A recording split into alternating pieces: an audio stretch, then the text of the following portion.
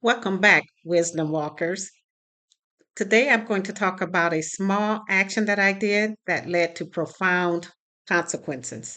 Now, this isn't something that where lives hung in the balance or anything like that, but it was definitely a lesson that I learned in my youth that taught me that even the tiniest of actions that we do can have major consequences.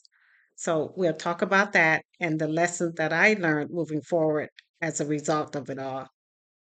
Now, during this particular time in my life, I was in middle school, and you guys all know favorite teachers were English teachers.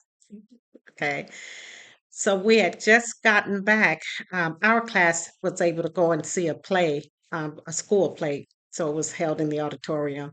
And, other classes are there too. So as many classes as that auditorium could fit, that's how many classes we had in there.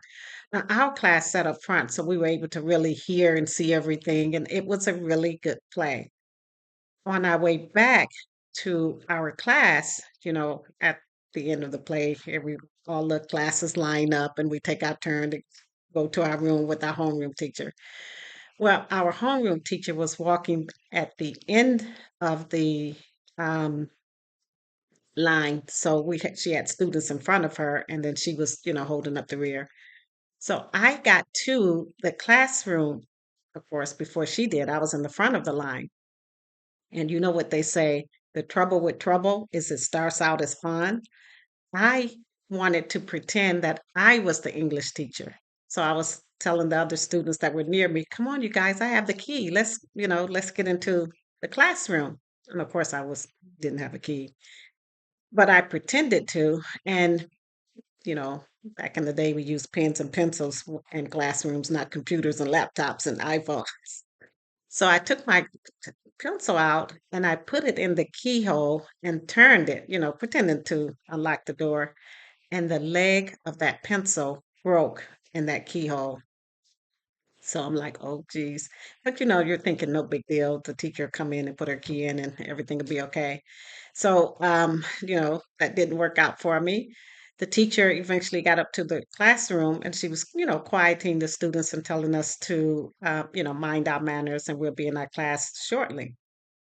Well, she put her key in that lock, and because that pencil lead was in there, her key did not fit properly. So she's turning it and twisting it, and she was like, "What's going on with this lock? It worked when we left." So no one said anything, and of course I'm over somewhere sweating bullets. And so she tried again, and it would not budge. That key just could not break up whatever piece of lead that was blocking the mechanism that needed to turn in order for her to get into the classroom. Now, I can tell you, no one,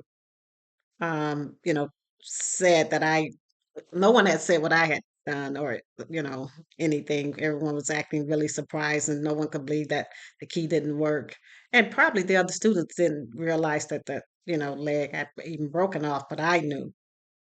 So the teacher had to take us back to the auditorium and she had one of the office staff call a maintenance guy, a crew guy to come up and check on it.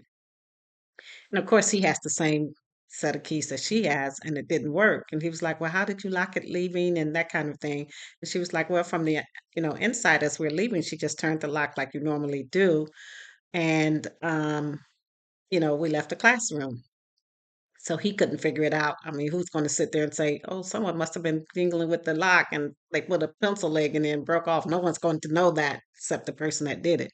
So um, eventually, we weren't able to get back into the classroom that day. So that's another whole headache for that teacher and the rest of her, classes that were scheduled to be in that room for that day. And they wound up having to call a locksmith to take apart that lock and everything. And he was the one that found that the pencil lead had been, lodged in there in a way that they wasn't able to reconcile with what she was trying to do with the key.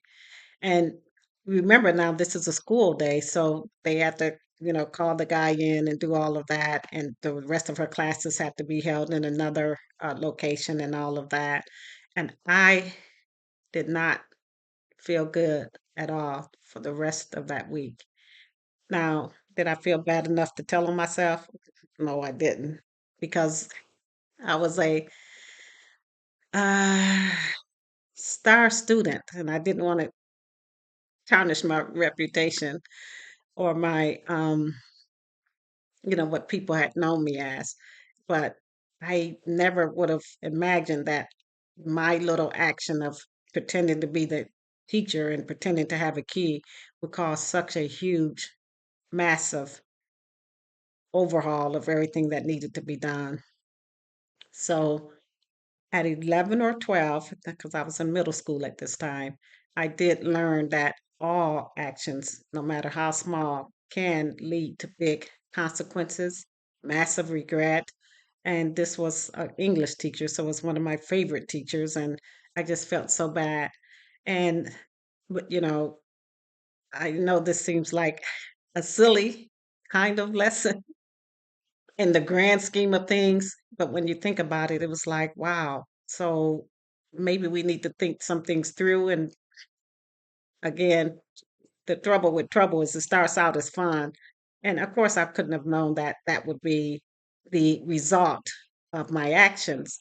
But moving forward in life, I really started to think before, how they say, look before you leap and think before you speak.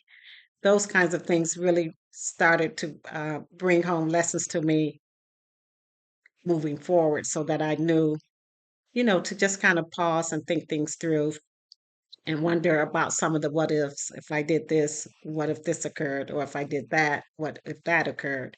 So it led me to be much more cognizant of my own actions and my own thoughts and the things that I did, and always looking to do something where I'm leaving the place better than it was when I arrived. So you'll see in all of these little lessons that I've learned in my life, as a lot of them in my youth, how they led me to be the type of person I am or I became as a adult, as a mother, as a coworker, as a colleague, as a neighbor, because those lessons for me were profound in my life, and I was able to use them as positive, powerful stepping stones for myself. So this is Sherry Brantley. This is Life Lessons Learned. You guys know my mantra: knowledge is in the knowing, but wisdom is in the doing.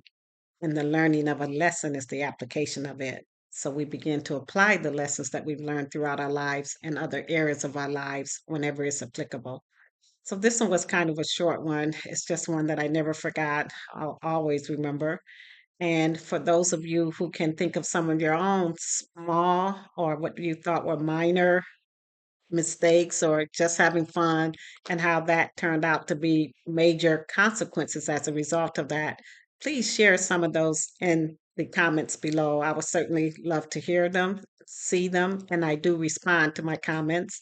I do drop my videos on Tuesdays, Thursdays, and Saturdays. So if you're inclined, you can hit the notification bell. You'll only get 3 notifications a week from me, so you won't be inundated with them.